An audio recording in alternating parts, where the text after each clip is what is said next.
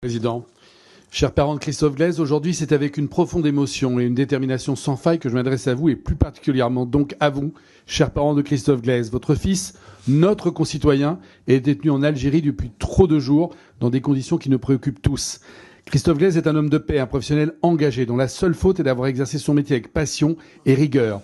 Son arrestation, sa détention prolongée et sa condamnation à 7 ans de prison sont absolument inacceptables. Elles heurtent nos valeurs les plus fondamentales, la liberté, la justice, le respect des droits humains. À travers nous, c'est toute la nation qui s'adresse aujourd'hui à l'État algérien. Nous demandons avec gravité et urgence la libération immédiate de Christophe Glaise. Sa place est parmi les siens, parmi nous, libre et en sécurité.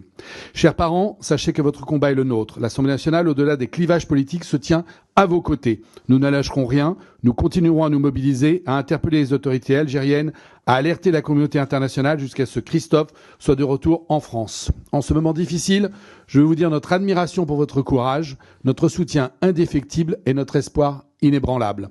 Christophe Glaise doit rentrer chez lui. La France ne l'oubliera pas. Je vous remercie. Merci beaucoup. Monsieur, vous vouliez dire quelque chose? Prenez le micro. Non, c'est sur un point évoqué par Thibault Brutin concernant l'illisibilité de ce qui se passe actuellement de l'autre côté de la Méditerranée. On le vit aussi beaucoup, nous la famille, parce que ça se traduit par de l'imprévisibilité de ce qui se passe. Le matin du procès en appel, au début décembre, il apparaissait que Christophe devait être libéré. Selon toutes les informations les mieux informées, disons.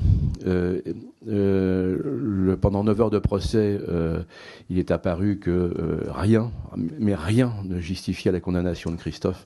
Et le soir, il a été condamné, ce qui signifie effectivement qu'il est absolument imprévisible de comprendre ce qui va se passer de l'autre côté de la Méditerranée, ce qui ne rend pas aisée notre action avec le pouvoir algérien. Merci beaucoup. Non, c'est sur un point évoqué par Thibault Brutin concernant l'illisibilité de ce qui se passe actuellement de l'autre côté de la Méditerranée. On le vit aussi beaucoup, nous la famille, parce que ça se traduit par de l'imprévisibilité de ce qui se passe. Le matin du procès en appel, au début décembre, il apparaissait que Christophe devait être libéré. Selon toutes les informations les mieux informées, disons. Pendant 9 heures de procès, il est apparu que rien ne justifiait la condamnation de Christophe.